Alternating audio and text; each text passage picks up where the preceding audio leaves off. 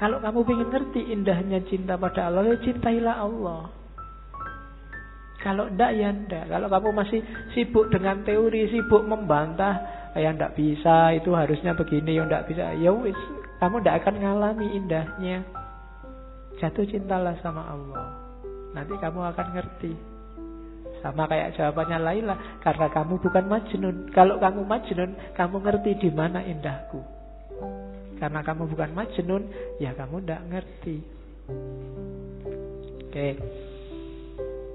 Nah, ini syair paling terkenal dari Rumi. Cinta adalah intinya, dunia hanya kulitnya. Cinta adalah manisannya, dunia adalah piringnya.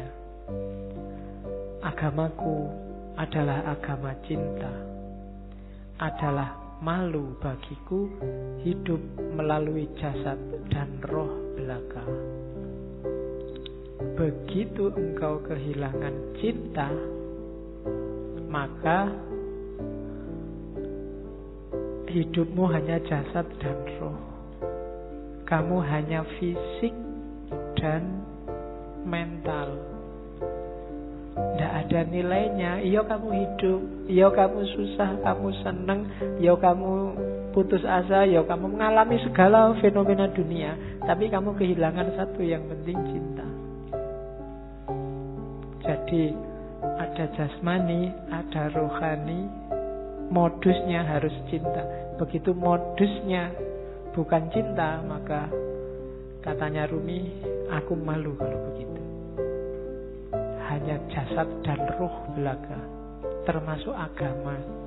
Beragama berarti modusnya juga harus modus cinta. Modus itu gayanya, gaya mencintai, bukan gaya dagang. Aku untung apa, kamu dapat apa.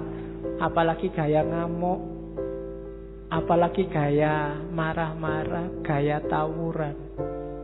Enggak, agama gayanya harus gaya cinta. Gaya cinta itu ciri paling utama adalah tidak egois, tidak mikir senengnya sendiri, enaknya sendiri. Kalau masih aku, belum.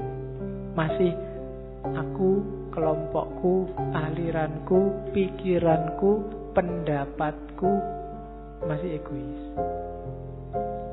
Tidak bisa memahami yang lain. Pokoknya sing bener aku, liyane salah kabeh. Besok yang lain masuk neraka semua. Nah, gaya kayak gini berarti bukan gaya cinta. Ngomongnya jangan, kalau cinta itu aku yang bener sih, menurutku yang bener ini. Yang lain kalau bisa tak ajak semua masuk surga bareng-bareng aku. Bukan yang lain karena kamu banyak bid'ahnya kamu masuk neraka sekarang. Enggak begitu. Aku pingin aku dan kamu masuk surga. Ayo kita masuk surga bareng-bareng, menuju Allah bareng-bareng. Ini beragama gaya cinta, bukan beragama yang egois. Kalau beragama yang egois itu tinggal jasad dan ruhnya agama. Kehilangan esensinya, kehilangan intinya. Kalimat ini saya sampaikan karena banyak yang jangan-jangan Rumi ini nggak suka syariat. Suka. Cuma malam ini nggak saya tampilkan. Kapan-kapan kita ngomong bagaimana syariat dalam pandangannya Rumi.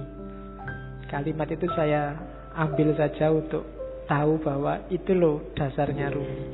Aku hanyalah debu yang ingin selalu menempel pada telapak kaki Muhammad.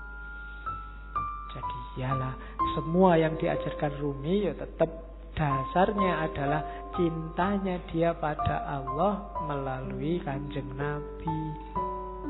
Karena yang bawa, yang memperkenalkan Allah kan Kanjeng Nabi.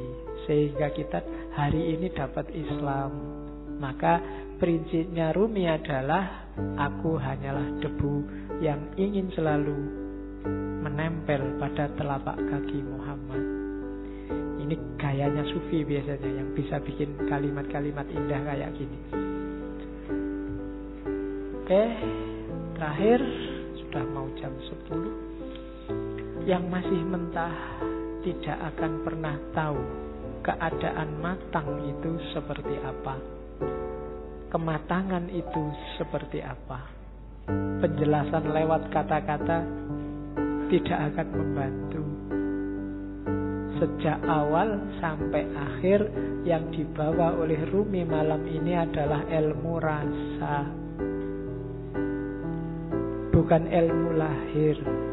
Jadi tidak lewat kata-kata, harusnya rasakan sendiri oleh batinmu. Dan untuk bisa nyampe ke sana, ya kita harus matang. Yang mentah tidak akan paham, hanya yang matang yang paham. Itu kan kadang-kadang kita dengar ada istilah la ya'riful wali ilal wali. Kamu memahaminya, kok sombong banget toh, emangnya saya nggak bisa mikir, nggak bisa identifikasi wali itu yang mana. Maksudnya bukan itu. Maksudnya adalah orang yang merasakan, yang bisa memahami apa yang dirasakan orang lain dalam hal yang sama. Maka yang ngerti kewalian ya orang yang pernah merasakan kewalian, dunia kewalian. Jadi bukan urusan sombong tidak sombong, eksklusif tidak eksklusif. Yang paham rasa pedes adalah yang juga pernah merasakan pedes. Jadi bukan urusan dunia kewalian itu eksklusif. Jadi yang mateng, yang ngerti tentang kematangan. Yang belum pernah mateng ya tidak ngerti. Ngertinya yang mentah-mentah, wong dia juga masih mentah. Hari ini banyak yang mentah, marah-marah sama yang mateng. Ya kan? Itu yang kemudian di berita-berita muncul penistaan ulama kan itu. Penistaan ulama itu kan orang-orang yang mentah, yang komentari yang mateng. Ya untungnya yang dikomentari mateng. Nggak mungkin balas. Kalau balas berarti belum mateng. Ya, yang mateng itu kan paling nganggep yang mentah itu ya wis memang belum paham. Kayak kamu ada anak kecil kok alah cah cilik biasa kan mesti gitu. Sama kayak Nabi waktu dilempari di Taif kan Nabi ngerti. Loh itu memang orang belum mateng, belum jadi, belum ngerti. Maka Nabi tidak balas marah meskipun Jibril datang. Nabi tak belain yuk kalau marah ndak. Malah didoakan semoga mereka dapat hidayah. Itu bedanya mateng dan tidak mateng. Tidak mungkin kalau dia mateng akan balas pada yang mentah. Kalau yang mentah melecehkan yang mateng, mungkin wong dia masih mentah. Jadi yang terjadi hari ini itu sangat masuk akal. Kamu nggak perlu kaget. Kok ada orang menistakan ulama? Itu tidak luar biasa. Orang awam loh menistakan ulama. Biasa. Yang luar biasa ada ulama menistakan orang awam. Itu baru luar biasa. Perlu dipertanyakan keulamaannya. Jadi kamu tidak perlu kaget. Ada orang ngomentari kiaimu pedes-pedes. Lo biasa memang dia awam belum mateng. Kalau kebalik baru kamu boleh kaget. Malah kiaimu yang ngomong pedes-pedes ya, itu berarti kebalik. Perlu dipertanyakan. Itu berarti nggak mateng. Itu yang menurut saya logikamu kebaliknya di situ kemarin. Kok kamu marah-marah ada orang? Ya enggak. Ya dia memang nggak mateng sih ya. Nah, untuk orang yang tidak mateng, caranya apa? Yo kamu matengkan, jangan kamu gerutuk, kamu pukuli. Wong dia memang belum mateng. Diajari gimana caranya biar lurus, biar benernya gimana kan begitu. Oke, alhamdulillah malam ini kita sudah selesaikan Maulana Jalaluddin Rumi dalam pikirannya tentang cinta.